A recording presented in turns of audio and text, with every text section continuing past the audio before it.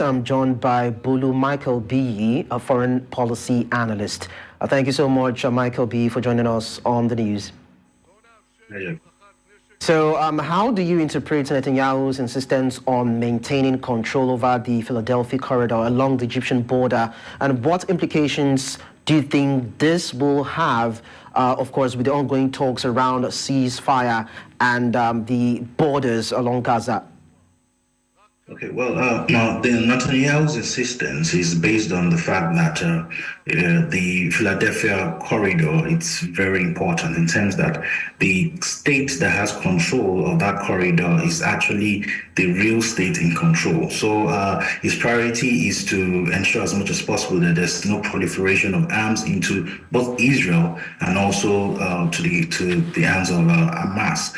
So he's just trying to ensure as possible that he prevents smuggling, and one of his priority strategy for making that happen is the control of that Philadelphia corridor. So that corridor, because it's very important, it will continue to be a point of negotiation, a contentious point of negotiation. So it might be hard for them to reach a mutually agreeable, consensus because of that Philadelphia corridor. Well, we see a Netanyahu has actually refused to accept Hamas's demands for a prisoner swap. So what impact do you think this obstinacy would have, particularly regarding the release of Israeli hostages and, of course, when you talk about negotiations that you just mentioned a few seconds ago?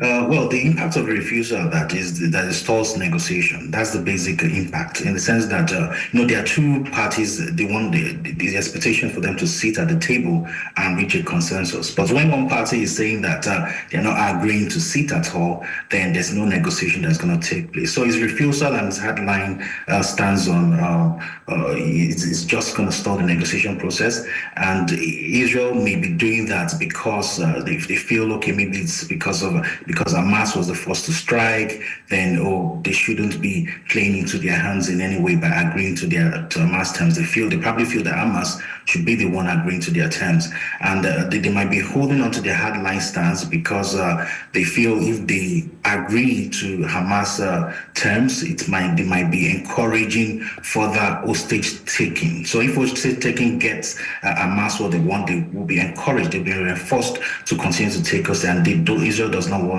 that. So this happening might prolong the conflict and complicates negotiation efforts.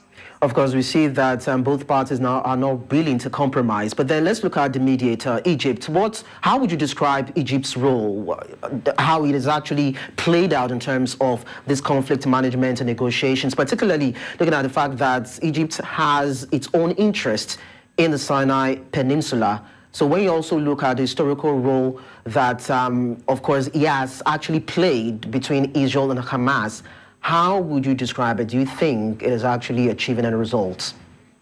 Well, in this kind of situation, I don't want to be Egypt in any way, because they are accidental third parties, and that's because of their geographical location. They're very close to the Palestinian state as well as Israel geographically. So their own interest in this war is to ensure as much as possible that there's no proliferation of arms from Gaza to Egypt, and that the war does not spill over to Egypt. That's their own interest in this war. So being accidental third party and having this interest in the war, they are the ideal mediators, because they can't really take side. They don't need to protect their own interests and ensure that there's no provocation. The war does not spill over from Israel to Egypt or from Palestine to Egypt. Understood. Bolu Michael-Biyi, thank you so much for sharing your thoughts with us.